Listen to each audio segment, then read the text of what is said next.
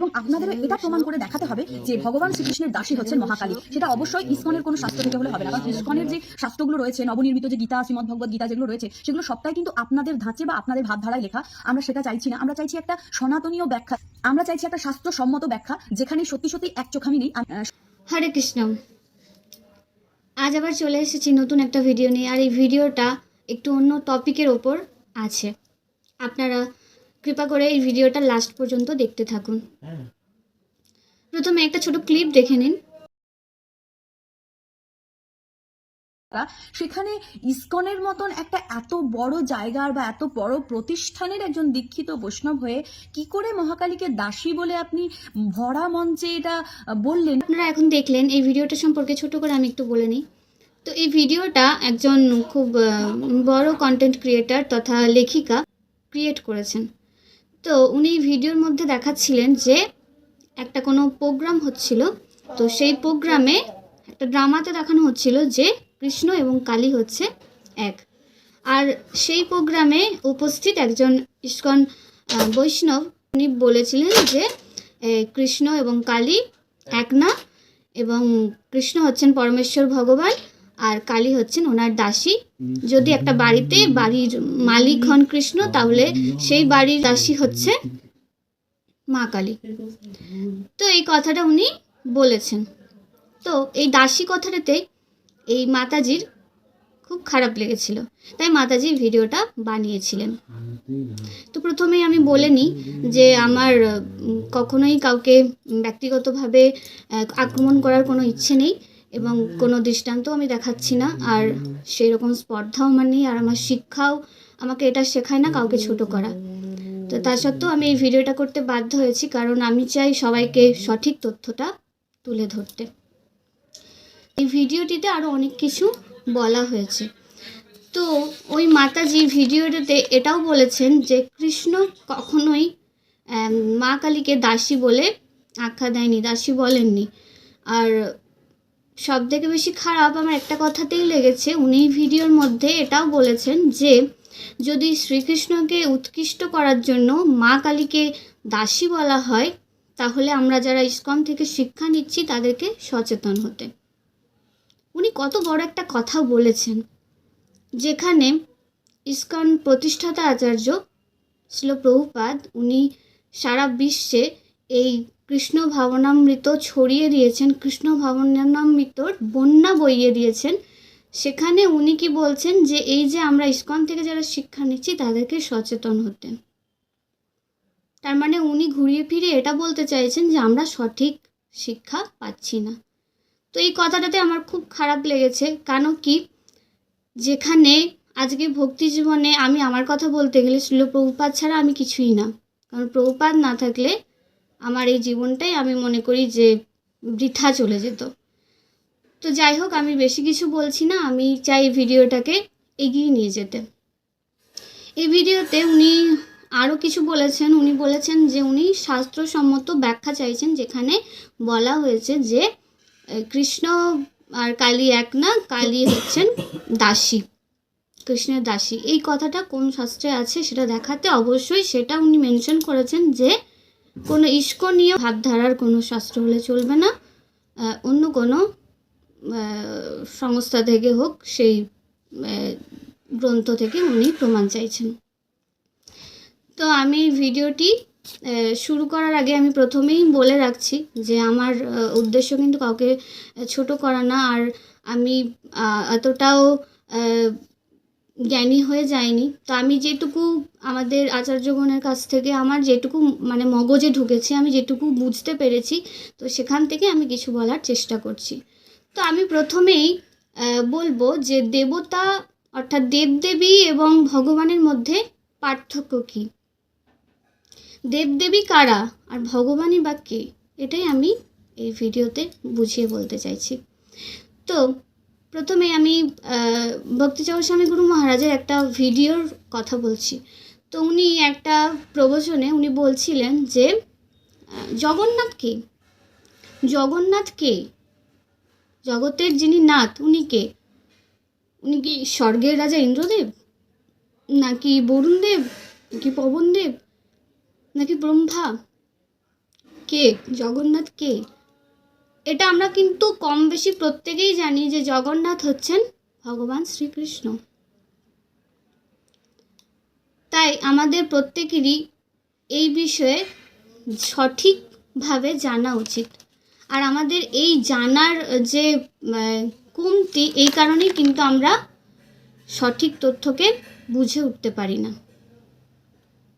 আমাদের হিন্দু ধর্মে তথা সনাতন ধর্মে একটা খুব বড় ভ্রান্ত ধারণা সবার মনের মধ্যে আটকে বসে আছে।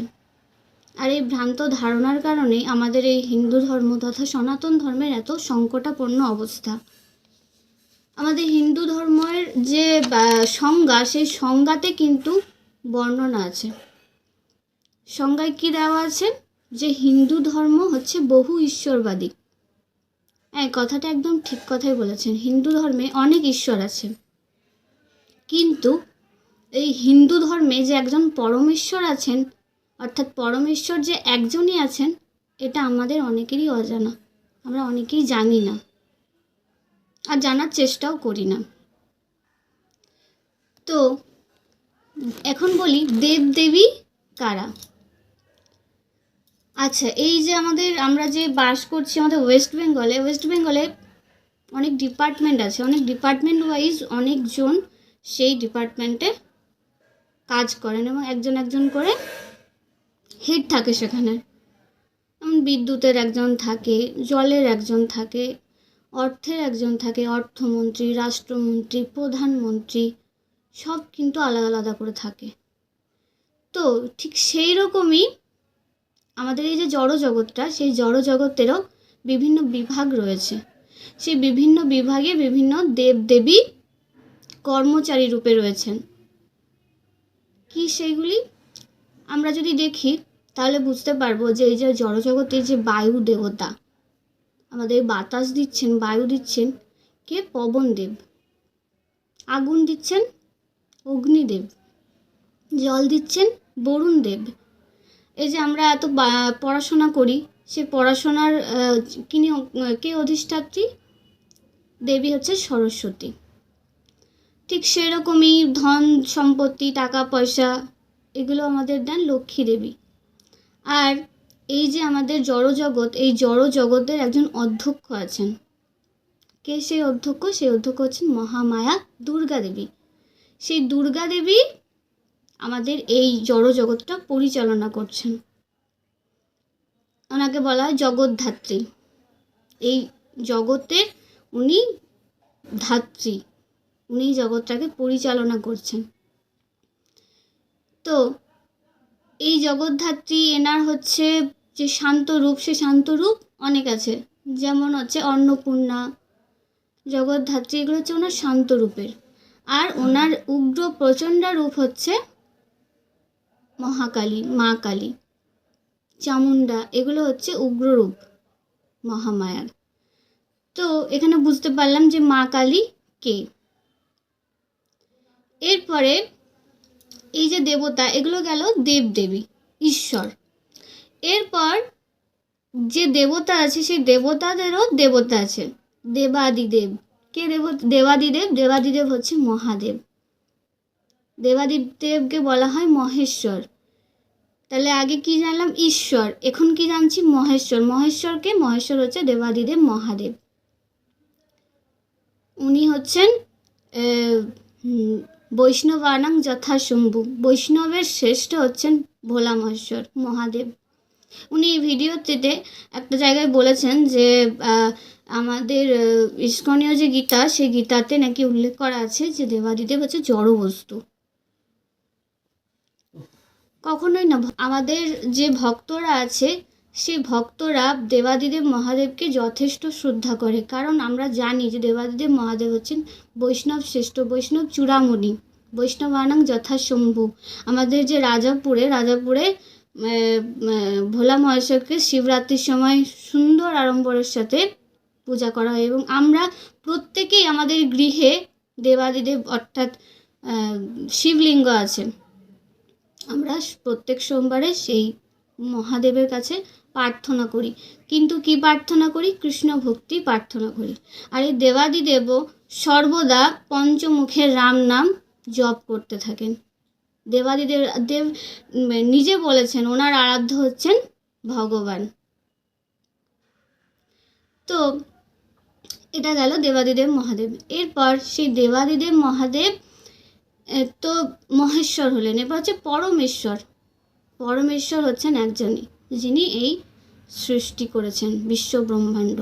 আর শুধুমাত্র একটা ব্রহ্মাণ্ড নেই, কোটি কোটি ব্রহ্মাণ্ড আছে, এবং সেই কোটি কোটি ব্রহ্মাণ্ডে কোটি কোটি দেবদেবী আছেন যারা সে ব্রহ্মাণ্ডের কর্মরতা। তারা প্রত্যেকটা বিভাগে কাজ করে চলেছেন তাদের। তাহলে এখন আমাদের ক্লিয়ার হয়ে গেল যে ঈশ্বর কারা, আর মহেশ্বর কে, আর পরমেশ্বর কে। এরপর বলি যে প্রভু বলেছিলেন যে মা কালী আর কৃষ্ণ এক না। একদম, উনি একদম সঠিক কথা বলেছিলেন। আর ওনার কথাকে এইভাবে মানে অনেক রকমভাবে ওই যে মাতাজি ভিডিওটা বানিয়েছিলেন উনি খুব খারাপ রকমভাবে, আমার তো খুব খারাপ লেগেছে ওনার কথাগুলো। তো যাই হোক, আমি মূল ভিডিওতে প্রবেশ করছি। তো এখানে কালী কৃষ্ণকে উনি এক নয় বলেছিলেন।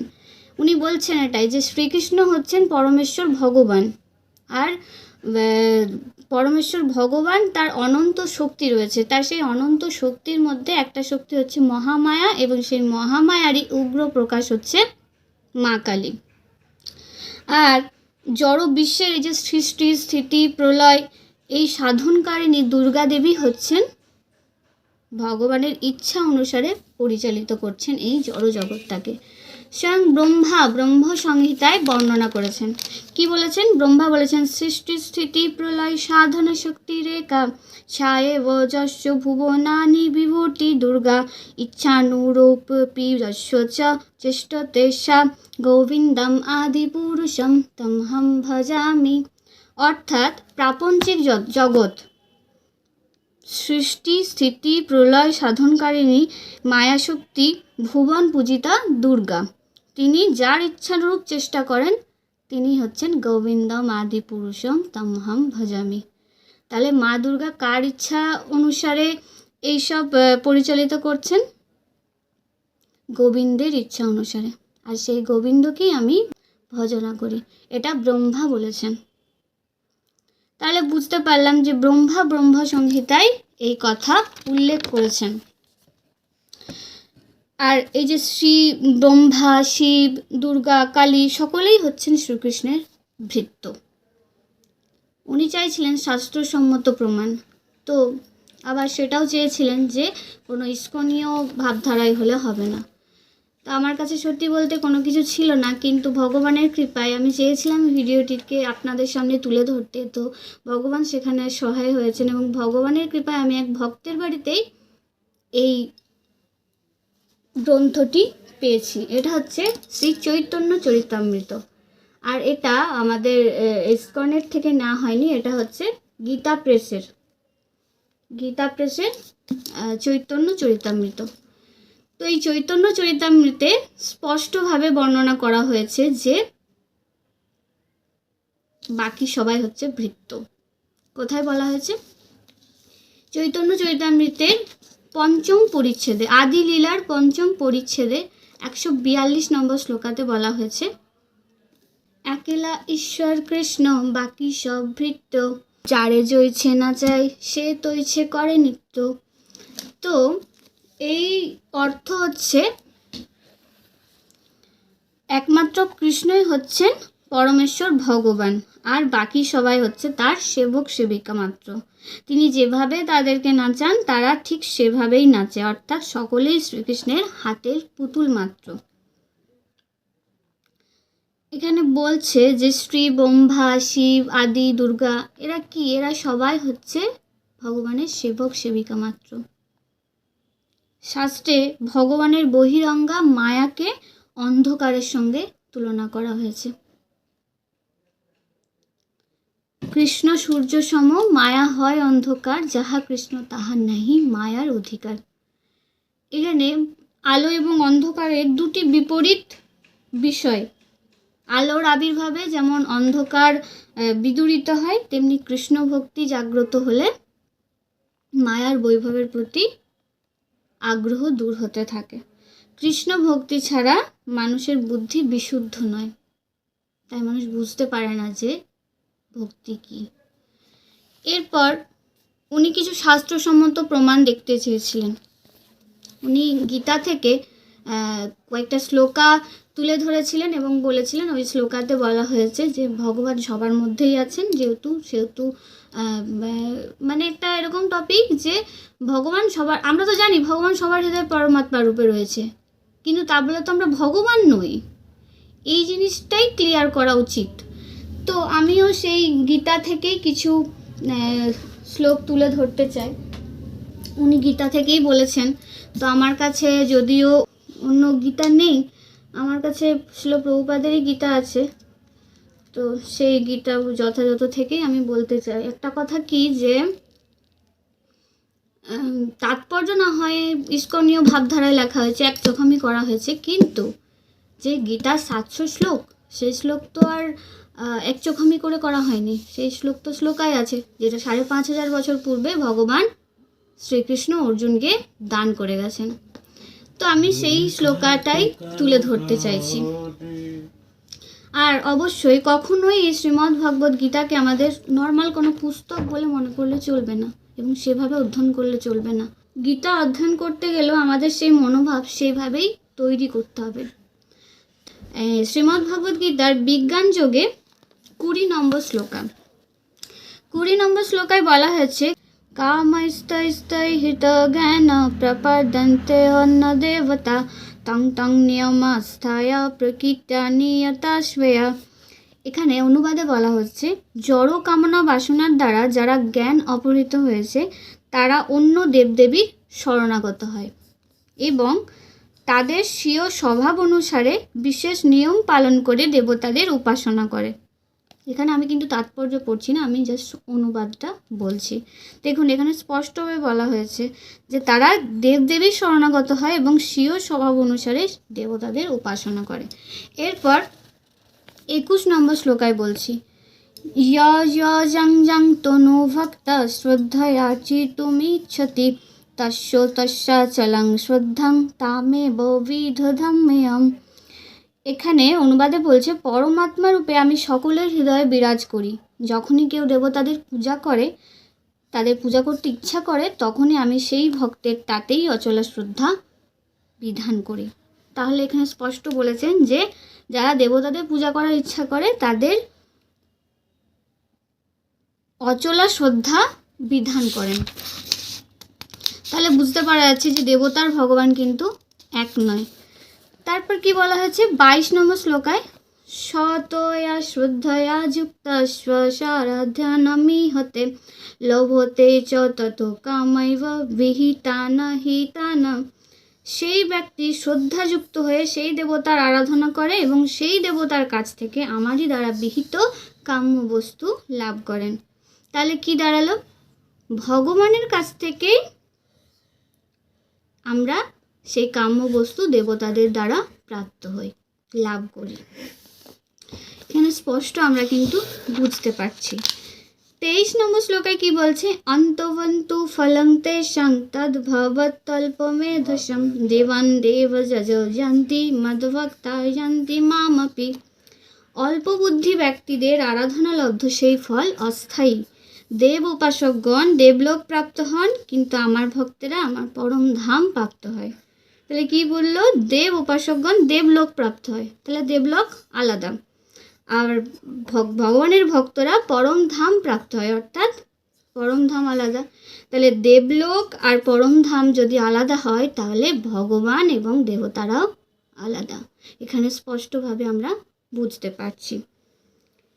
তো আমি আরও কিছু কথা বলতে চাই। উনি বলছিলেন যে উনিও গীতা পড়েছেন। তো উনি যদি গীতা পড়েছেন তো গীতাতে কিন্তু আরও স্পষ্টভাবে বর্ণনা করা আছে যে ভগবানকে ভগবদ্গীতার 11 অধ্যায়ে ভগবানকে প্রপিতামহ বলে বর্ণনা করা হয়েছে, কারণ তিনি হচ্ছেন পিতামহ ব্রহ্মারও পিতা। তো এভাবে সর্বত্রই আমরা কিন্তু দেখতে পাচ্ছি যে ভগবান হচ্ছেন সব কিছুর স্রষ্টা, তিনি হচ্ছেন সব কিছুর মালিক। কখনোই আমাদের নিজেদের মালিক বলে মনে করা উচিত নয়, এমনকি কোনো দেব দেবীদেরও আমাদের মালিক বলা উচিত নয়। আর ভগবান যেহেতু মালিক, তাই তিনি সব কিছু ঠিক করে রেখেছেন। আমাদের কার কতটুকু কি প্রয়োজন, কার জন্য কতটা দরকার, উনি সেই অনুযায়ী আমাদের প্রত্যেককে সেইটুকুই দিয়েছেন এবং সেইটুকুই আমাদের গ্রহণ করা উচিত। আর এই গীতাকে সামান্য কোনো গ্রন্থ ভেবে আমাদের অধ্যয়ন করা একদমই উচিত নয়। ভগবদ গীতাকে ভক্তির মাধ্যমে গ্রহণ করতে হয়। ভগবদ গীতা পাঠ করার জন্য নিজের মনকে এইভাবে তৈরি করতে হয় যে ভগবান শ্রীকৃষ্ণ আমাদের সমকক্ষ নয়। শ্রীকৃষ্ণকে একজন সাধারণ মানুষ তো নয়, পরম পুরুষ, এমনকি দেবদেবী বলেও মনে করা আমাদের উচিত নয়, কারণ উনি হচ্ছেন পরমেশ্বর ভগবান। যদি ভগবদ্গীতার মর্মার্থ আমরা উপলব্ধি করতে চাই, তাহলে আমাদের সর্বপ্রথম শ্রীকৃষ্ণকে পরম পুরুষোত্তম ভগবান বলে স্বীকার করতে হবে এবং শ্রদ্ধাবনত চিত্তে ভগবদ্গীতা যদি আমরা না পড়ি, তাহলে কিন্তু আমাদের ভগবদ্গীতা বুঝতে পারা খুবই কঠিন। ভগবদ্গীতা এতটাই গুহ্যতত্ত্ব, এতটাই রহস্যাবৃত যে সেই শাস্ত্রটা আমাদের শ্রদ্ধাবনত চিত্তে হৃদয়ঙ্গম করতে হবে, উপলব্ধি করতে হবে, কারণ এই শাস্ত্রটা হচ্ছে চিরকালই বিপুল রহস্যাবৃত। ভগবদ্গীতার উদ্দেশ্য হচ্ছে অজ্ঞানতার অন্ধকার থেকে আমাদের যে আমরা আচ্ছন্ন হয়ে আছি, যে জড়জগতের জীব, সেই জড়জগতের বন্ধন থেকে মানুষকে উদ্ধার করার জন্য। প্রত্যেকটা মানুষই আমরা নানা দুঃখ কষ্টে আছি, তো ঠিক সেইভাবে আমাদের এই ভগবদ্গীতাকে উপলব্ধি করা উচিত। ভগবত ভক্তিহীন মানুষের ভগবদ্গীতা পাঠ করা এবং মৌমাছির বোতল চাটার অর্থ নিরর্থক, বোতল চাটার মতোই নিরর্থক। কারণ বোতল না খুললে যেমন মধুর স্বাদ পাওয়া যায় না, ঠিক সেই রকমই ভগবানের ভক্ত না হলে ভগবদ্গীতার যে অন্তর্নিহিত তত্ত্ব, সেই তত্ত্বকে উপলব্ধি করা যায় না। সর্বশেষে আমি একটা কথাই বলতে চাই, এই ভিডিওটি আমি এই কারণেই করতে চেয়েছি যাতে সবাই ভগবান এবং দেবদেবী দেবতাদের মধ্যে যে তফাৎ, সেটা বুঝতে পারে, আর সবার কাছে যেন এই ভুল তথ্যটা না পৌঁছায়, না জানতে পারে। হরে কৃষ্ণ। আজকে আমার এই ভিডিওটি করার একটাই উদ্দেশ্য হলো সকলের কাছে সঠিক তথ্যটা তুলে ধরার। আর এই যে আমাদের সনাতন ধর্মে কেন এতটা সংকটপূর্ণ অবস্থা, একটাই কারণ আমাদের এই যে বহু ঈশ্বরবাদী, যেটা প্রথমেই বললাম, আমরা ভগবানকে সেটা ঠিকমতো বলতে পারি না। আপনারা প্রত্যেকেই দেখবেন, একজন ইসলাম ধর্মে কাউকে জিজ্ঞাসা করুন যে ওনাদের আরাধ্য কে, ওনারা কিন্তু সাথে সাথেই বলবেন যে আমাদের আল্লাহ হচ্ছে আমাদের আরাধ্য। একজন খ্রিস্টান ধর্মের কাউকে জিজ্ঞাসা করুন, ওনারা বলবেন যে আমাদের যিশাসই হচ্ছে আমাদের সব কিছু। কিন্তু সেখানে আমাদের একজন হিন্দু ধর্ম তথা সনাতন ধর্মের কাউকে জিজ্ঞাসা করুন, সে কিন্তু ঠিকমতো বলতে পারবে না। কেউ বলবে দুর্গা, কেউ বলবে কালী, কেউ বলবে শিব, কারোর মধ্যে কিন্তু সেই সঠিক জ্ঞানটুকু নেই। তাই এই ভিডিওটি বানানোর চেষ্টা, যাতে আমরা প্রত্যেকেই সঠিক তথ্যটা জানতে পারি, সঠিক আমাদের ভগবানকে, আমাদের আরাধ্য দেবকে এটা জানতে পারি এবং আমাদের হিন্দু ধর্মকে টিকিয়ে রাখতে পারি। হরে কৃষ্ণ। আমার এই ভিডিওতে যদি কারোর খারাপ লেগে থাকে, তাহলে আমাকে নিজ গুণে ক্ষমা করে দেন। আর এই ভিডিওটিকে আমি চাইছি বেশি বেশি করে শেয়ার করতে, কেন কি ওনার এই যে মাতাজি যে ভিডিওটা বানিয়েছেন, যেটা ভুল তথ্য তুলে ধরেছেন, সেই ভিডিওটি ওনার দেখলাম অনেক শেয়ার হয়েছে, অনেক ভিউজ হয়েছে। তার মানে কত মানুষ এই ভিডিওটিকে দেখেছে এবং কত মানুষ এই ভুল ইনফরমেশনকে জেনেছে, ভুল তথ্যটা জেনেছে। তাই আমি চাইছি এই ভিডিওটি আপনারাও সকলের কাছে পৌঁছে দিন, যাতে সবাই এই ভিডিওর মাধ্যমে নিজেরা একটু সচেতন হতে পারে। হরে কৃষ্ণ, হরি বল। আমরাও মা কালীকে যথেষ্ট সম্মান প্রদান করি, কারণ আমরা জানি উনি পরম বৈষ্ণবী। আমরাও ওনার কাছে প্রার্থনা করি, কিন্তু সেটা কোনো জড়জাগতিক চাহিদা মেটানোর জন্য না, কৃষ্ণ ভক্তি প্রার্থনা করি। দেব দেবী সহ আমরা সকলেই ভগবানের অংশ। তাই শ্রীমদ্ ভগবদ্ গীতায় বলা হয়েছে, যদি আমরা গাছের গোড়ায় জল দিই তাহলে আর আলাদা করে শাখা প্রশাখায় জল দেওয়ার কোনো প্রয়োজনই হয় না। ঠিক যেমন উদরে খাদ্য দিলে আলাদা করে আর হাত পায়ে খাবার দিতে হয় না, ঠিক সেই রকমই ভগবানের সেবা পূজা করলে আলাদা করে আর দেবদেবীর পূজা করার প্রয়োজন পড়ে না। আর ভগবানের পূজা করার ফলেই সেই সমস্ত দেবদেবী প্রীত হন এবং ওনারা সর্বদা চান ভগবানের প্রসাদ পেতে। আর এই যে ফটোটা দেখছেন, এটা হচ্ছে রাজাপুরে মাতা সীমন্তিনীর বিগ্রহ, যেটা আমাদের বৈষ্ণবরা পূজা অর্চনা করে থাকেন এবং জগন্নাথের ভোগ লাগার পরে সর্বপ্রথম ওনার কাছেই পৌঁছায়। আর সেই প্রসাদ আমাদের ভক্তরা পরম আনন্দে পান। হরে কৃষ্ণ। যদি কিছু ভুল বলে থাকি তাহলে আপনারা সকলে আমাকে নিজ গুণে ক্ষমা করে দেবেন। আর এই টপিক নিয়ে আরও অনেক কিছু প্রশ্ন আসতে পারে, তো আপনাদের যদি কোনো প্রশ্ন থাকে তাহলে আপনারা অবশ্যই কমেন্টে লিখে জানাতে পারেন। আমি চেষ্টা করব সেই সকল প্রশ্নের উত্তর দেওয়ার। আর সবশেষে আমি ওই মাতাজির চরণে ক্ষমা চেয়ে নিচ্ছি। আর আমি ওনার সমস্ত ভিডিওই ফলো করি, আমার খুব ভালো লাগে ওনার যেভাবে বলা, বা সনাতন ধর্ম নিয়ে উনি অনেক কিছু বলেন। তো যাই হোক, এই টপিকটা আমার ঠিক লাগেনি, তো আমি সেই কারণেই ভিডিওটি করতে চেয়েছি। হরে কৃষ্ণ।